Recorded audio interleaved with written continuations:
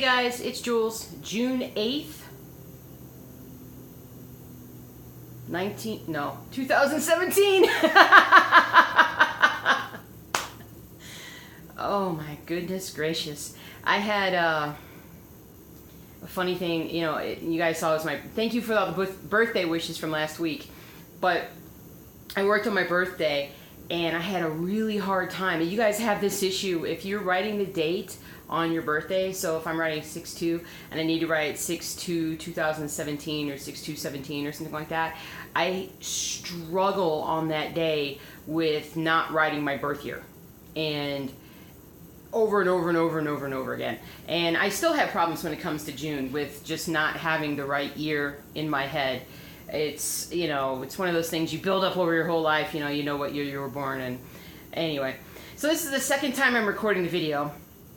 And I had already recorded the entire video and I was uploading it, and I looked at myself, or I was watching myself, I should say, because I just want to make sure that everything looked good and whatnot. And I had a lot of ums and uhs in the video. It's hard to not do that when you're trying to talk in a video, especially when you don't have prepared, you can just read off of something. But I'm really working on not doing that, and I find that the more tired that I am, the easier it is for me to do that. And when I woke up this morning, I feel a little bit more groggy this morning. I took a Benadryl last night because my allergy. See, I just did it. I took a Benadryl last night because my allergies have been acting up. So when I do that, I wake up a little bit more groggy than normal, which is fine because today's my day off. And so, but I ended up, the video just didn't sound good. I irritate myself when I do that. Excuse me.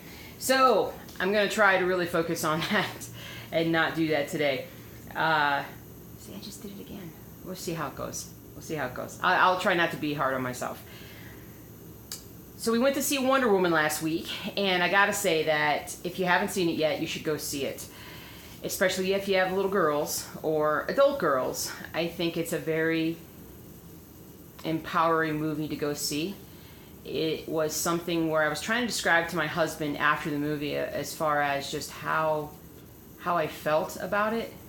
And because I can't look at it just like any other movie. I was never a Wonder Woman fan when I was a little kid. Linda Carter, she was cool, but the TV show was kind of campy, kind of cheesy, and I just didn't, I feel like I just didn't have. I told you last video, I just didn't have strong female role models, at least to look up to on the screen. At least in that sense, having like another action hero sort of thing. But she more than met my expectations in this movie. I really enjoyed it a lot. We're gonna go see it at least one more time in the theater, but it's gonna be one of those that I think I watch a fair bit on TV when we finally get the DVD one day. But it was awesome. I just loved it. I did cry at the end of the movie. I cry at virtually every movie that I go see, or every new movie that I see, even here at home. My husband's always just shaking his head at me. I know I've talked about this before, but the last 20 minutes, that the emotional music will start to play. They're pushing for that emotional thing, and I rarely disappoint in terms of the waterworks that I produce. It's just funny. And I was going to say the only movie that I can think of that I haven't cried in the last, I don't know how many months, was when we went to see Pirates. And I think I told you guys about that a few weeks ago. We saw the new Pirates movie on that Friday of the Memorial Day weekend, and I fell asleep like halfway through and slept for almost the whole entire rest of the movie. I missed all the action apparently, and woke up about 5 minutes before the movie ended, and I don't think I had time to get teary about that. I was just sort of like, all right, let's go kind of thing, because I didn't know what had happened. And the sad thing was that was a 9:30 a.m. show, and I slept for an hour at that point. And that brings me into another point. I've talked before about my early morning gym trips. I can't talk this morning. With my husband, we would get up at like 4:45, be at the gym at 5, or a little after 5, and he does his spin class and I do my swimming, and that's just too exhausting. I can't do that and work and, you know, everything else that we do. We took a break of like a week and a half, almost 2 weeks lately, and I found that I feel better, especially like on my days off, and I stitch more now than I did before, because I would go sit in my little Stitchy chair with my Stitchy projects, and I just wanted to sleep all the time.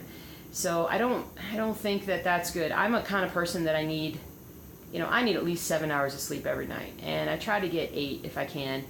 If I don't, then, and even if I do, I still find like I need naps during the day sometimes, and even if it's just a 5-10 minute close my eyes kind of thing, I feel if I'm not getting proper sleep, I absolutely have to nap. And I've told you guys, like in earlier videos, how much I hate the fact that I was napping so much during the day, on my days off and whatnot. And I'm really trying hard not to need those and not to do those. But I feel like if I have to sleep, then I should sleep. But I don't see us doing a whole lot of the 5 a.m. workouts too much going forward. We're just gonna have to figure something else out in terms of setting aside time to exercise. But I just can't do that. I got another fish story for you guys. I know you like my fish stories. The betta is doing fantastic in his tank. He loves it. But I think I've told you before about, I have this fish called a purple King Kong parrot, which I don't know who named this fish, because it's not purple, it's not gigantic, and it's not a parrot. So I'm not really sure why they named it, but it's about yay big. And this is the one that I think I described before as having the Betty Boop eyes. She's got really kind of big old eyes and kind of black lined. And she's really, really cool. And when I first put her in the tank, she was really social. She enjoyed herself. There was a lot going on. But I don't know if she's gotten just really lonely or neurotic, or a combination of the two. She has had a bout of ick, which is a fungus. See, I should know this. I should totally know this. The fungus that is on her fins, at least I'm pretty sure that's what that is. And so I haven't added anything else into the tank. And the 2 fish that were there with her, they are more like eel-like. They're elongated and whatnot. They don't swim like normal fish. They just, all throughout the water. And I don't know how comfortable she is with that, because they are jumpy and they move really fast. And she's the only like classic type fish that's left in the tank. But I can't add anything else in until she gets over this ick thing. And I've been treating her, and she's been doing okay. And I think I'm just going to need to actually have somebody confirm for me whether or not that actually is ick or not. But I can't add anything else in until that's gone. The other 2 fish don't have fish scales because of the kind of fish that they are. So they actually don't get the disease. So they're perfectly safe and content in there. But she's been chasing them around a lot as of late. And yesterday when I came home at lunch, and I always kind of take a look at everybody when I come home, and she had dug out a bunker basically in the tank, in the gravel. And the gravel is like, I think it was like 2 inches thick, and she had dug out this little like bunker, really a safety bunker for herself. And she literally, like, while I was watching her, she was working on it, and she'd go over and she'd pick up the gravel in her mouth, and she'd swim over and and spit it out up on the sides. And then if she saw one of the other fish, she would dart out and go after it and chase it and nibble at it. And she just was frantic. She just was, it's like she was having a panic attack or something. So right then and there, I decided, I've got to get her out of there, because the other 2 fish are looking thin. They look a little discolored. They look highly stressed. So I need to get her out of there. So I had to pull all the decorations out, got her out, put her in I didn't have anything set up, so I had a bucket of water, one of those 5-gallon buckets of water, and I put her in that for the afternoon, just to give her a chance to chill out and, come back. We set up another tank last night and put her in there, and it doesn't have any substrate, doesn't have any gravel or anything in the bottom right now, because it's just a very basic tank to give her a chance to swim around. I did put some big rocks in there and some things that she could hide behind, and that's what she's doing today. So, you know, I'm not sure what to do about her. I'm going to have to do some research. I'm going to have to do some fish psychology, maybe bring in a fish psychiatrist. I don't know. You know, I really don't like the idea that she's so stressed. But the good news is the other two fish pretty much threw a party as soon as she was out of the tank. Once I smoothed the gravel back out from her bunker, put the decorations back in, and literally the two fish that I had never seen really interact very much with each other met in the middle of the tank and we're all like doing this together. And I think that's like the fishy version of high fives and hugs and woo, you know, kind of thing. And they already just look so much better. They're able to eat without being harassed by her. So I'm not sure what to do, but we'll figure it out. We'll figure it out eventually. But I think most of my fish are now happy. I still have a neurotic one, but most of them are now happy. I hope I don't end up in a situation. My husband's worried. He's like, "Are we going to end up in a situation where we have one aquarium and one fish in every aquarium by themselves?" And I was like, "I don't know, but I can't keep. You know, I've got to do what's right for the fish, right?" So we'll see what happens. What else is going on? We're going to the Renaissance Festival Saturday. That's going to be fun. If you guys don't, if none of you guys go, if none of you have ever been to a Renaissance Festival, it's basically where you go to this location and it's set up so that there are a lot of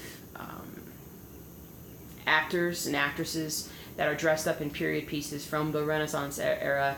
They have a king and a queen and a court, and lots of booths where you can, you know, you can buy things, lots of good food, lots of good entertainment. My husband and I, our favorite group, Celtic Legacy, I think that's who they are, and they do bagpipes and drums, and it's the same act every year, over and over and over again.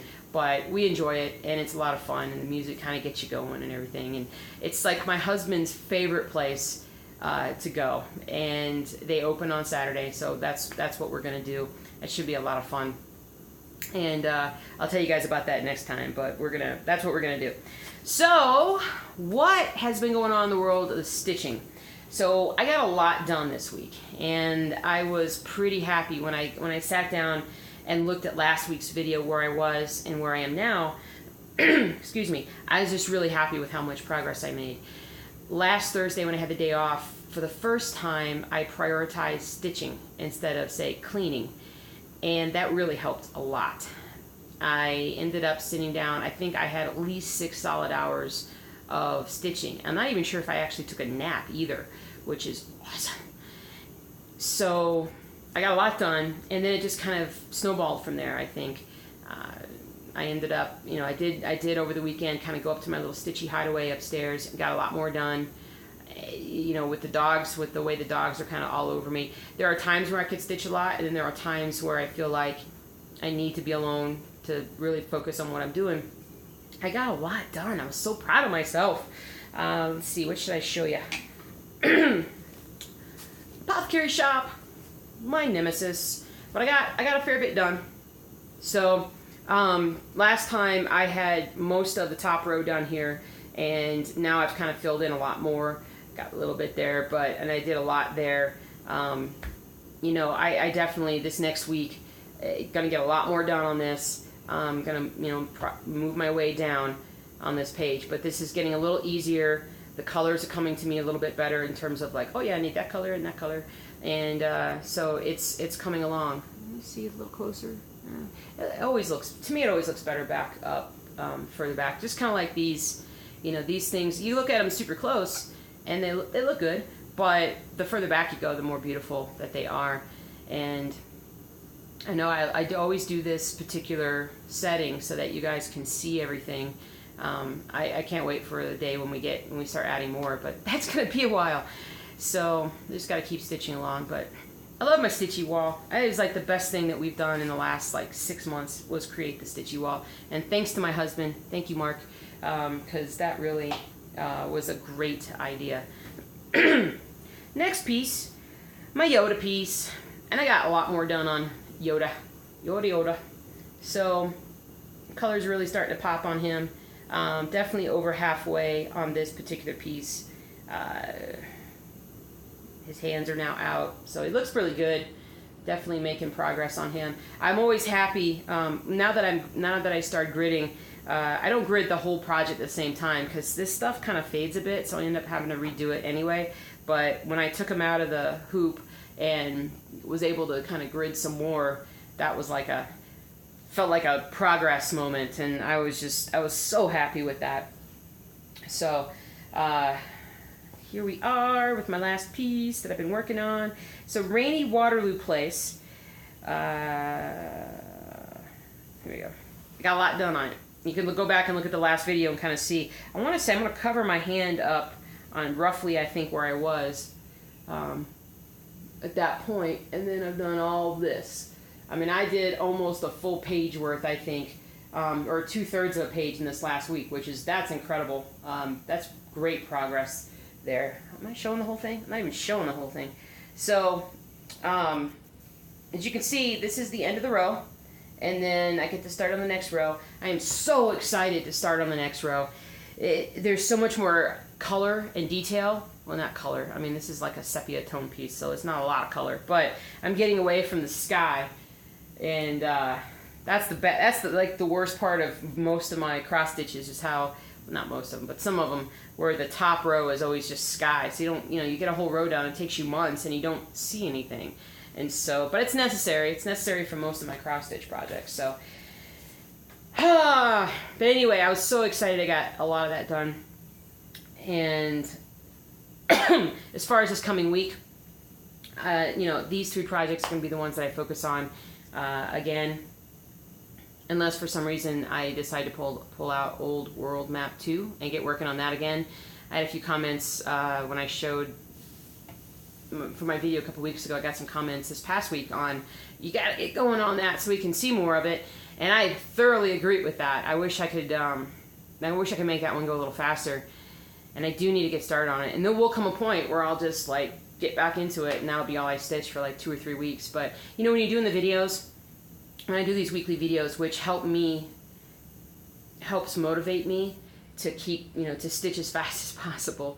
But I don't necessarily like to be a monogamous stitcher when that happens, because especially on the old world map, from week to week, it doesn't look like a lot of progress when it actually is, because it's so huge. And I just like to stitch on multiple things too, just because I feel like I'm getting more things done that way. I know I'm not. I mean, a stitch is a stitch, whether I do one project or I do 3 or 4. Theoretically, I might get something done faster if I'm working on just one piece at a time, but I can't do that. I get bored. I feel like I need to change my thread. I need to change what I'm looking at. So I can't be a monogamous stitcher. I just can't. I'm sorry. I can't do it. Okay, I'm trying to think if I have anything else to show you other than my t-shirt. So I'm going to push this back so you guys can see the t-shirt. I have obsessive cross-stitch disorder, otherwise known as OCD. Another Amazon shirt, which I love. Whoopsies. So, and this is a really nice one. This is soft. It's very, very, very, very comfortable. Whoops. Sorry. There you go. It's very comfortable. Amazon. Highly recommend. If you want a cross-stitching shirt, go to Amazon. Or else just tell your significant other to go on there and find your shirt and buy it for you. Birthday, Christmas, whatever. So I think that is it for the day. Because I have recorded this twice, I'm like, I gotta get the stitching. I want to get the stitching. So I'm going to spend the rest of the day stitching. I'm not sure on what yet. We'll see what strikes my fancy. I hope you guys have a great week, a great stitchy week. Get a lot done, but enjoy yourselves, have fun, and I'll see you on the next video. Take care.